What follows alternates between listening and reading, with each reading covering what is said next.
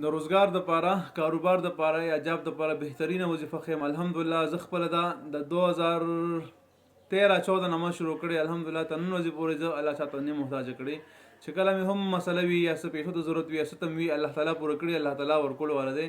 ټولو دنیا الله چلی خو الحمدلله چې کله دا وظیفه ما کړې ما ته پکې فایده ډېره ملو شوې ده دا زما خپله ذاتي وظیفه ده څوک تپوس وکړي زه ورته همدا ښیم د روزګار دپاره چا چې روزګار داسې وي چې مطلب روزګار بالکل ګاګ نه وي یا مطلب ګاګ راځي خو واپس ځي سودا دې نه اخلي یا مطلب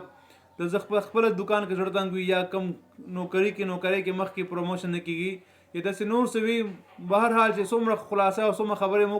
کوم خو ټولو خبرو خلاصه او مقصد دا دی چې دا وظیفه شروع کړي ته الله تعالی به انتها پیسې درکړي او پوهېږي هم نه چې پیسې د کوم مخه راغي او څنګه راغي او کم ټایم راغی کم ټایم لاړې نو دا وظیفه زه خپله هم کوم الحمدلله زما ډېره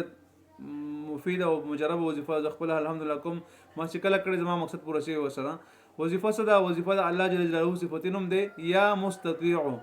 دا عمل ډېرو کمو خلکو سره به وي مطلب دا ډېر کمو بزرګانو عمل دی چې دا خلکو ته شعر وښیږي هر کس څوک دا چاته نه ښیي الحمدلله ما ته دا ډېرو بزرګانو دا ملو شوي کتابونو کې دا عمل هم شته خو کتابونو کې دې نه مختلف دی خو چې کم مونږ ته بزرګانو راکړی مونږ ازموده کړی الحمدلله هغه دا دی یا مستطیع د سهار مونځ نه پس سهار مونځ وکړي مخ په قبله کښېنه 3 پیره یا 9 پیره درود شریف مخکې وروستو درود ابراهیمي او 1300 بار دا ویلي دا ته شروع کا انشاءالله ورځې ته په هفته کې دننه هغه پته لګي چې زما روزګار څونه په تر کې روان شو مخکې ما سره مدن څونه اوس څونه دی اوس څونه راځي نو پوهېږي به نه هره مخ به دې کلاوېږي هره طرف به باندې الله تعالی پیسې راوړي نو بېشکه